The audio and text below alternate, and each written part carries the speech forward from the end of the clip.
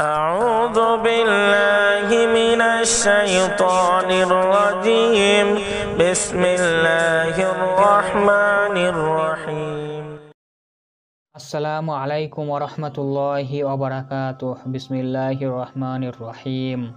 জীবনের বহু সংগ্রামের পর আল্লাহ তাআলার নির্দেশে হযরত মুসা আলাইহিস সালাম ফিরাউন এবং তার সৈন্যবাহিনীকে শেষ করে ফেললেন এবং অসহায় বনি ইসরায়েল জাতিকে নিয়ে বসবাস করতে লাগলেন লোহিত সাগরের ওপারে এক নতুন ঠিকানায়।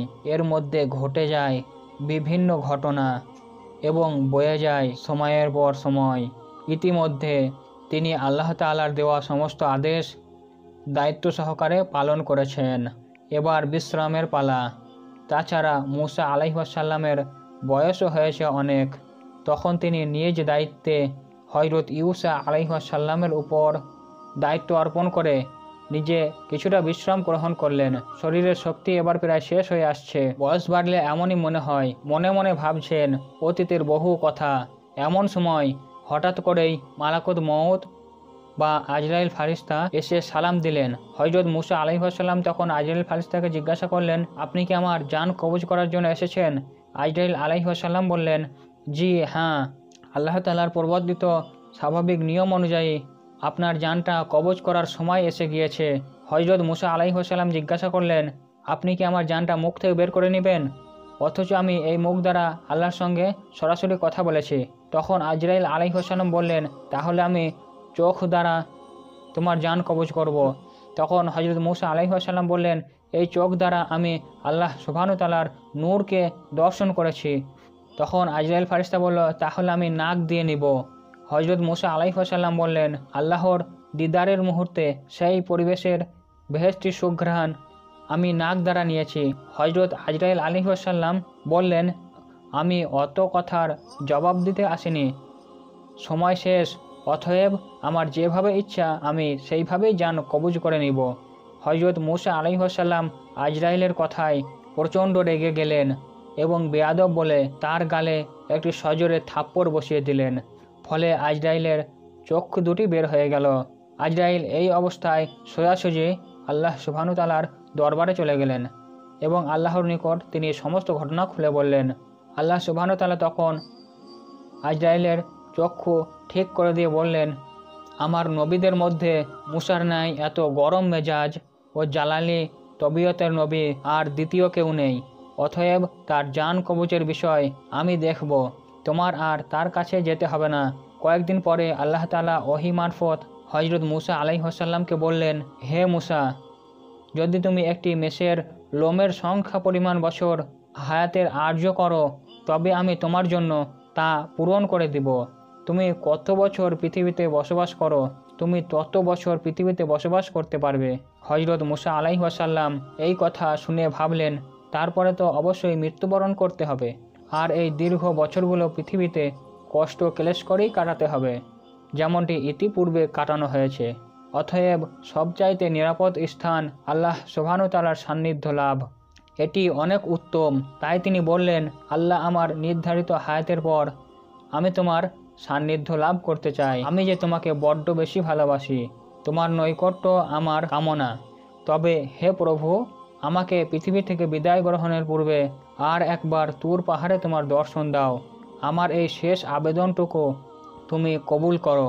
আল্লাহ তাআলা হযরত মুসা আলাইহিস সালামের আবেদন মঞ্জুর করে তাকে তুর পাহাড়ের যাত্রার নির্দেশ দিলেন। হযরত মুসা আলাইহিস সালাম কাল বিলম্ব না করে সোজা তুর পাহাড়ে গিয়ে পৌঁছালেন। সেখানে আল্লাহ তাআলা নূরের তাজাল্লি দর্শন করলেন এবং তার সাথে কথোপকথন করলেন। সর্বশেষে হযরত মুসা আলাইহিস সালাম আল্লাহর দরবারে আর্জ করে বললেন, হে মহান প্রভু, আপনি আমার অবাধ্য কওমের প্রতি আর কোনো গজব নাজিল না করে তাদেরকে রহমতের ছায়ায় আশ্রয় দিন এবং তাদেরকে রুজি দানের ব্যবস্থা করুন, তারা যেন অনাহারে মৃত্যুবরণ না করে। আল্লাহ তাআলা হযরত মুসা আলাইহিস সালামের আবেদনের প্রেক্ষিতে বললেন, আমি আল্লাহ ইমানদার, নাফরমান, কাফের ও জীব জানোয়ারের প্রতিপালক এবং রিজিক দাতা। আমি কাউকেই উপবাস রাখি না। যে যেখানে আছে আমি তার রিজিক সেইখানেই পৌঁছে দিই। এই কথার পরে আল্লাহ তাআলা তখন হযরত মুসা আলাইহিস সালামকে পাহাড়ের উপর তার লাঠি দ্বারা আঘাত করতে বললেন। হযরত মুসা আলাইহিস সালাম পাহাড়ের উপর আঘাত করলেন। তখন সেখান থেকে একটি নদী হয়ে গেল। নদীর উপর লাঠি দ্বারা পুনরায় আঘাত করতে বললেন। তিনি আঘাত করার পর দেখলেন একখানা পাথর নদীর পানির উপর দিয়ে ভেসে আসছে। আল্লাহ তাআলা পাথরের উপর লাঠি দ্বারা আঘাত করতে বললেন। তিনি আঘাত করলেন। তখন দেখা গেল পাথরের মধ্য থেকে একটি ফড়িং বের হয়েছে আর মুখে এক টুকরা কাঁচা ঘাস। এই দৃশ্য দেখে হযরত মুসা আলাইহিস সালাম সেখানে সেজদায় পতিত হলেন। কিছুক্ষণ পরে আল্লাহ তাআলার পক্ষ থেকে নবীকে সালাম প্রদান করে বিদায় দেওয়া হলো।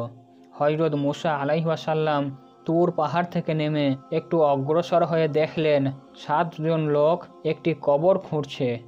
তখন নবী তাদেরকে জিজ্ঞাসা করলেন, ভাইয়েরা আমার, তোমরা এই নির্জন এলাকায় কার কবর খুঁড়ছ? তারা বললেন, আপনার ন্যায় একজন মহৎ ব্যক্তির কবর খুঁড়ছি। আপনিও আমাদের এই স্বভাবের কাজে শরিক হতে পারেন। তখন হযরত মুসা আলাইহিস সালাম তাদের সঙ্গে কিছু কবর খোঁড়ার কাজ শুরু করলেন। অতঃপর তারা বললেন, হে নবী, যার জন্য আমরা এই কবর খুঁড়ছি সে দৈর্ঘ্যে ও প্রস্থে আপনার ন্যায়। অতএব আপনি একবার কবরটি মাপার জন্য নিজে ওখানে শুয়ে একটু পরীক্ষা করে দেখুন। হযরত মুসা আলাইহিস সালাম তাদের কথায় কবরে নেমে শুয়ে পড়লেন এবং বললেন, হে আল্লাহ, কত নিঝুম এই জায়গাটি, আপনি আমার জন্য এই জায়গাটি কবুল করেন। হযরত মুসা আলাইহিস সালামের আবেদনের সঙ্গে সঙ্গেই একজন ফারিস্তা এসে তেনাকে একটি আপেল খেতে দিল। বিসমিল্লাহ বলে যখন তিনি সেই আপেলটি খেতে আরম্ভ করলেন তখন তিনার জান কবুজ হয়ে গেল। ইন্না লিল্লাহি ওয়া ইন্না ইলাইহি রাজিউন।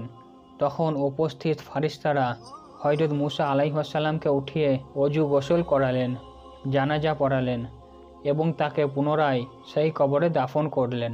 কোনো মানুষ জানতে পারল না হযরত মুসা আলাইহিস সালামের দাফন কোথায় হয়েছে। বনি ইসরায়েলরা হন্যে হয়ে তার কবরের অস্তিত্ব অনুসন্ধান করে বিফল হয়েছে। মনুষ্য জাতির জন্য তার কবরের অস্তিত্ব আজও অজানা রয়ে গেছে। তিনি পৃথিবীতে আনুমানিক 150 বছর বেঁচে থেকে আল্লাহ সুবহানাহু ওয়া তাআলার সান্নিধ্য লাভ করেন। আপনাদের উদ্দেশ্যে একটি কথা বলবো, আমার যত চ্যানেল আছে, হিন্দি, বাংলা যত চ্যানেল আছে, সব চ্যানেলের প্রত্যেকটি ভিডিও কপিরাইট ফ্রি। অর্থাৎ কেউ যদি এই ভিডিও কপি করে আপনাদের নিজের চ্যানেলে আপলোড দিন বা ফেসবুক পেজে আপলোড দিন অথবা অন্য কোনো জায়গায় আপলোড দিন, তাহলে সম্পূর্ণ কপিরাইট ফ্রি। আমি কোনোভাবেই কপিরাইট দিব না। স্ক্রিন রেকর্ড করে এই ভিডিওগুলি আপনারা আপলোড দিতে পারেন। যদি আমার চ্যানেলের ভিডিও আপনারা আপনাদের চ্যানেলে বা ফেসবুক পেজে অথবা অন্য কোথায় আপলোড দিতে চান তাহলে অবশ্যই স্ক্রিন রেকর্ড করে আপলোড দেবেন। আর সবশেষে একটি কথা বলবো, আমার চ্যানেলে যদি আপনি নতুন হয়ে থাকেন তাহলে চ্যানেলটি অবশ্যই সাবস্ক্রাইব করে দেবেন এবং ভিডিওটিতে একটি লাইক দিয়ে দেবেন এবং ভিডিওটি শেয়ার করে আপনার বন্ধুবান্ধব আত্মীয় স্বজনদেরকে দেখার সুযোগ করে দেবেন। এবং আমি যদি ভিডিওতে কোনো কিছু ভুল ভ্রান্তি বলে থাকি তাহলে অবশ্যই নিচেই কমেন্ট বক্সে কমেন্ট করে লিখে দেবেন যাতে আমি আমার ভুলটি শুধরাতে পারি।